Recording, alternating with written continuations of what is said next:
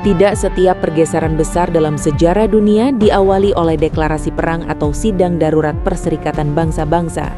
Sebagian justru dimulai dari gestur yang tampak remeh.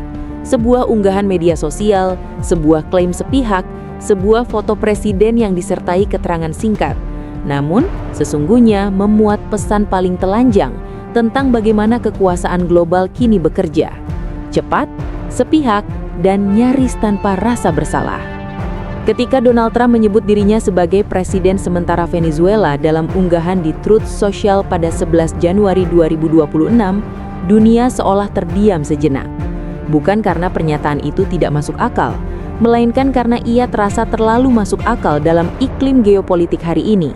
Sebuah dunia di mana kedaulatan negara kecil dan menengah semakin mudah didefinisikan ulang oleh negara kuat, terutama jika di bawah tanahnya tersimpan minyak, mineral, dan posisi strategis. Unggahan itu tidak berdiri sendiri. Ia muncul setelah operasi militer Amerika Serikat berskala besar di Caracas yang berujung pada penangkapan Presiden Venezuela Nicolas Maduro dan istrinya, Cilia Flores, lalu penerbangan paksa ke New York untuk menghadapi dakwaan narkoterorisme. Operasi tersebut yang oleh Washington dipuji sebagai keberhasilan militer tanpa celah, pada saat yang sama menandai satu hal yang jauh lebih mengkhawatirkan: normalisasi penangkapan kepala negara berdaulat oleh kekuatan asing tanpa mandat hukum internasional.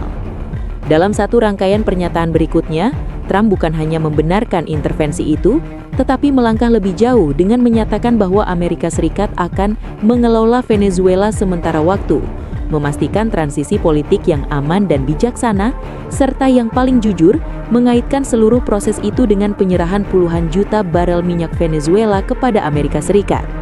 Dana hasil penjualan minyak tersebut, menurut pengakuan Trump sendiri, akan berada di bawah kendali langsung Presiden Amerika Serikat. Di titik inilah, ilusi moral runtuh sepenuhnya.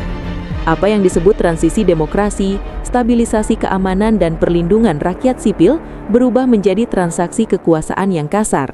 Militer membuka jalan, hukum menyusul belakangan, dan sumber daya menjadi hadiah utama. Venezuela dalam narasi Washington hari ini bukan lagi sebuah negara berdaulat dengan sejarah, rakyat, dan hak menentukan nasib sendiri. Ia direduksi menjadi aset geoekonomi, ladang minyak terbesar dunia yang terlalu berharga untuk dibiarkan berada di luar orbit kepentingan Amerika Serikat, terlebih di tengah meningkatnya pengaruh Rusia dan Cina di Amerika Latin. Menteri Energi Amerika Serikat Chris Wright bahkan tidak berusaha melunakkan kesan tersebut. Ia menyatakan bahwa peran perusahaan-perusahaan minyak Amerika, termasuk Chevron, akan diperluas di Venezuela hingga beberapa dekade ke depan, seolah masa depan sektor energi negara itu telah ditentukan bukan di Caracas, melainkan di ruang rapat Gedung Putih dan kantor korporasi multinasional. Minyak bagaimanapun hanyalah permukaan. Di baliknya, tersimpan ambisi yang lebih dalam terhadap cadangan mineral strategis dan unsur tanah jarang Venezuela, komoditas vital bagi industri pertahanan, teknologi tinggi, dan rantai pasok militer Amerika. Para analis energi mengingatkan bahwa eksploitasi sumber daya ini jauh dari mudah dan syarat risiko, mulai dari konflik bersenjata hingga kerusakan lingkungan. Namun dalam logika politik perang, kesulitan teknis jarang menjadi alasan untuk menahan ambisi.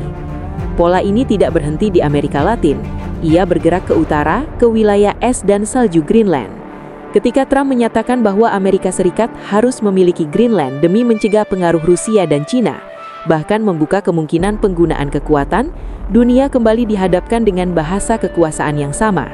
Keamanan nasional sebagai justifikasi, sumber daya strategis sebagai tujuan, dan kedaulatan negara lain sebagai variabel yang bisa dinegosiasikan atau diabaikan. Greenland, wilayah semi-otonom di bawah Denmark dan bagian dari NATO, tiba-tiba diperlakukan bukan sebagai mitra, melainkan sebagai objek kepemilikan. Negara harus memiliki kepemilikan, kata Trump. Bukan kerjasama jangka panjang, bukan perjanjian multilateral, melainkan kepemilikan. Sebuah diksi yang lebih lazim dalam transaksi properti ketimbang hubungan antar negara. Kesamaan pola antara Venezuela dan Greenland menyingkap wajah politik luar negeri Amerika Serikat di bawah Trump periode kedua. Agresif, transaksional, dan semakin terang-terangan mengabaikan norma hukum internasional. Perubahan nama Departemen Pertahanan menjadi Departemen Perang pada September 2025 bukan sekedar simbol nostalgia sejarah, melainkan deklarasi ideologis bahwa era kehati-hatian telah berakhir. Menteri Perang Pete Hegseth secara gamblang menyatakan bahwa fokus baru militer Amerika adalah menyerang, bukan bertahan, menghancurkan, bukan sekedar menahan. Serangan ke fasilitas nuklir Iran di Fordo pada Juni 2025 dan operasi kilat di Caracas pada Januari 2026 menjadi bukti konkret doktrin ini. Serangan cepat, kekuatan luar biasa, tanpa deklarasi perang formal, tanpa mandat PBB.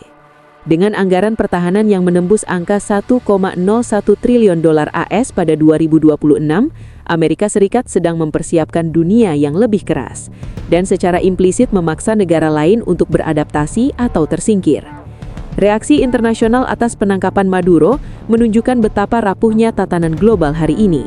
Kecaman datang dari Rusia, China, Iran, dan sekutu Venezuela, sementara banyak negara lain memilih diam atau berhitung. Ketua Program Studi Ilmu Politik Universitas Muhammadiyah Jakarta, Miftahul Ulum menyebut, kondisi ini sebagai manifestasi dari cacat struktural hukum internasional yang sejak awal bersifat hegemonik dan selektif. Hukum internasional, katanya, tidak mati. Ia lahir timpang dan terus dipelihara timpang oleh negara-negara kuat. Bagi Indonesia, konflik Amerika Serikat dan Venezuela memang belum mengguncangkan ekonomi secara langsung. Otoritas Jasa Keuangan mencatat, harga minyak dan komoditas global masih relatif stabil.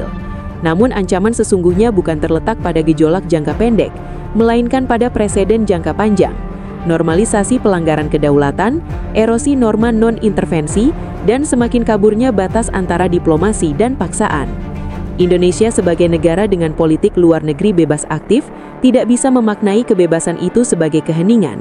Di tengah dunia yang semakin dikendalikan oleh logika kekuatan, diam bukanlah netralitas, melainkan posisi yang secara perlahan kehilangan makna.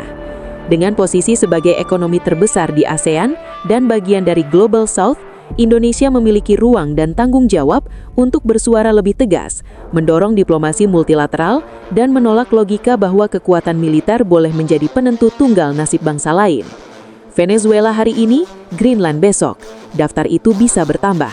Pertanyaan terpenting bukan lagi apakah Amerika Serikat akan menggunakan kekuatan militernya lagi, melainkan sampai kapan dunia membiarkan kedaulatan diperlakukan sebagai komoditas, dan siapa yang berani mengatakan bahwa hukum, betapapun cacatnya, tetap harus diperjuangkan agar tidak sepenuhnya runtuh di hadapan meriam dan kapal induk.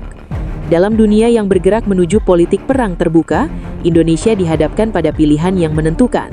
Menjadi penonton yang cemas atau aktor yang berani mempertahankan prinsip di tengah tekanan kekuasaan global.